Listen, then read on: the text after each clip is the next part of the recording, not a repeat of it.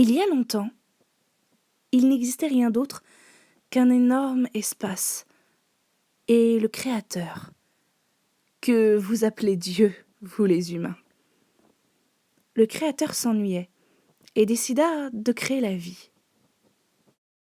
Il commença tout d'abord à créer 2 royaumes. Le premier était rempli de beauté, de tendresse, de beauté, à en couper le souffle, d'une lumière pure et splendide.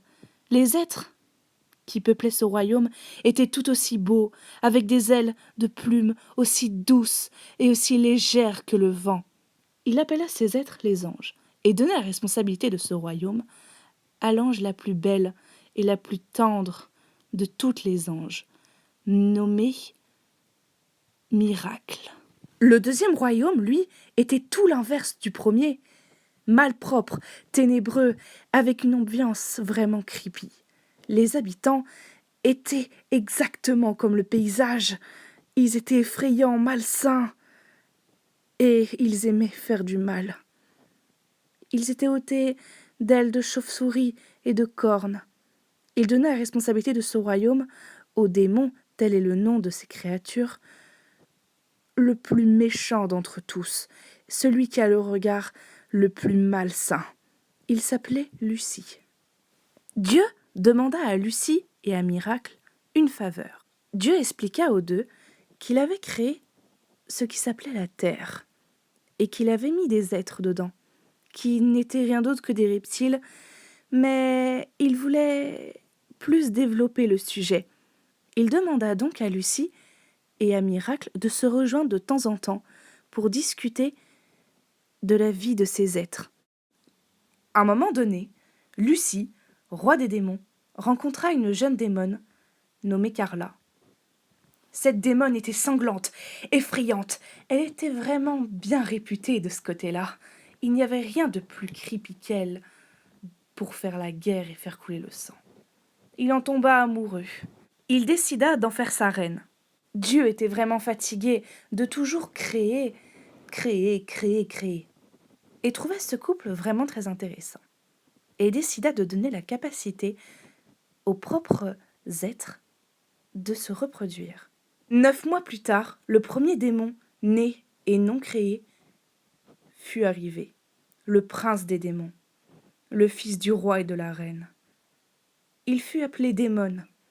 À peine la seconde où Carla serra son enfant dans ses bras, qu'elle ressentit un sentiment qu'elle n'avait jamais senti avant.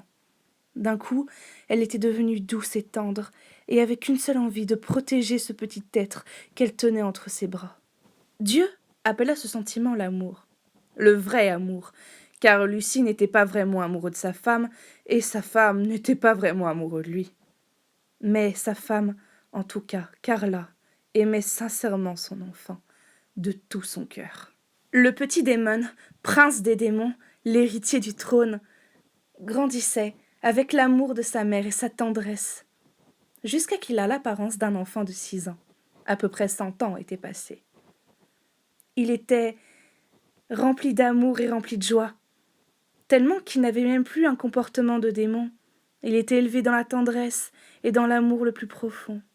Il a appris ce que c'était que la compassion, la douceur et l'amour. Lucie détesta le comportement de son héritier.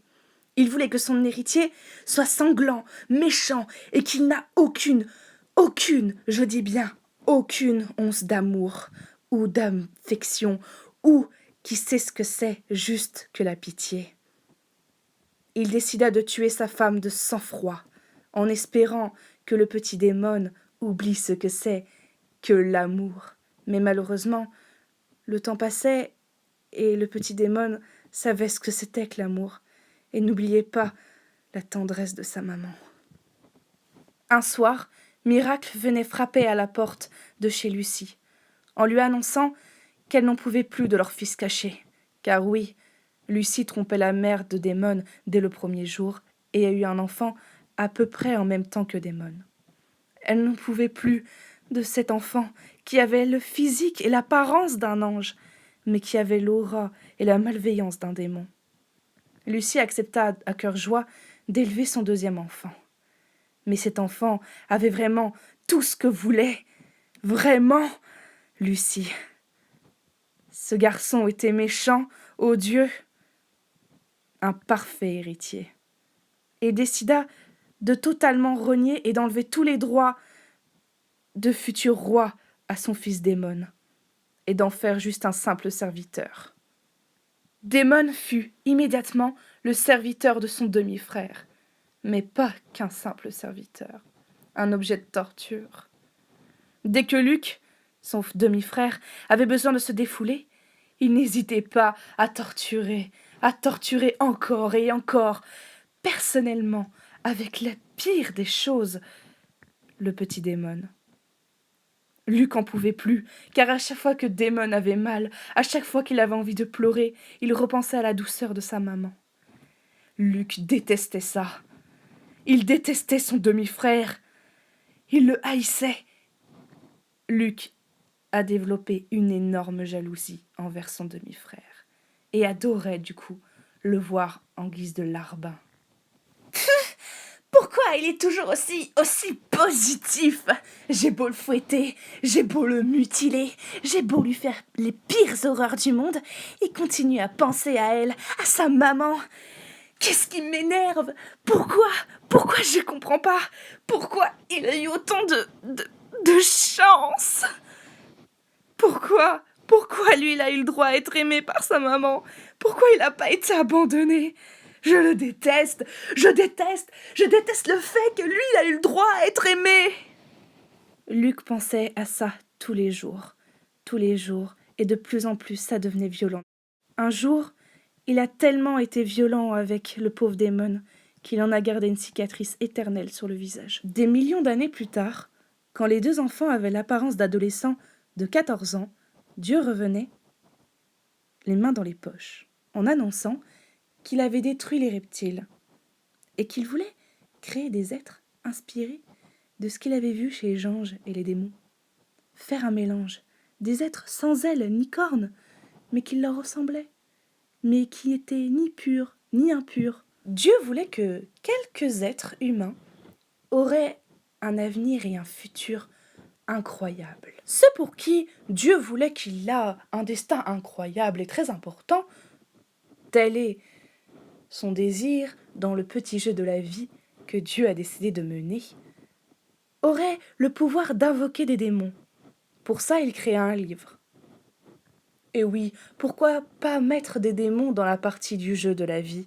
Après tout, ils n'y arriveraient pas tout seuls, les humains, à arriver à leur but sans aide. Dieu décida de mettre que quelques démons au hasard dans son livre avec la possibilité d'être invoqués. Et parmi tout cela, il choisissa Démon, le démon au cœur pur. Luc fit prendre d'une énorme jalousie.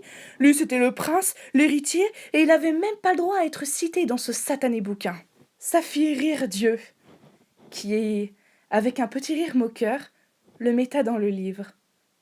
Luc, le demi-ange, demi-démon, l'entité de la jalousie incarnée. Luc fut extrêmement vexé, mais se dit que c'était plutôt une bonne idée. Le temps que son père décide de lui donner le trône, il pourrait battre à pleine couture en donnant le meilleur des destins à plein d'êtres humains avant son frère.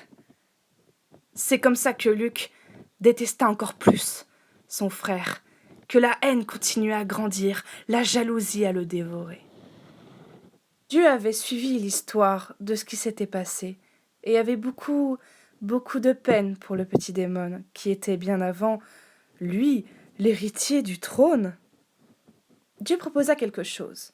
Le premier d'entre vous qui se fera aimer par un humain, le premier d'entre vous dont un humain accepterait de se sacrifier, aura le trône. Ça sera que le jour où un être humain vous aimera et décidera de se tuer que vous aurez le trône. Si un d'entre vous décide de renoncer au trône, vous verrez bien ce qui va se passer.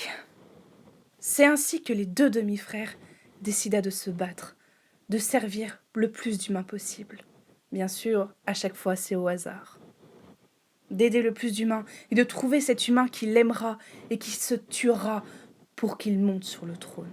Ça n'a fait que grandir encore plus la jalousie, en tout cas de Luc, et la peur de Démon, car il sait que s'il renonce, si un d'entre eux renonce, on ignore ce qui va se passer. Mais à mon avis, ça sera pas vraiment le paradis.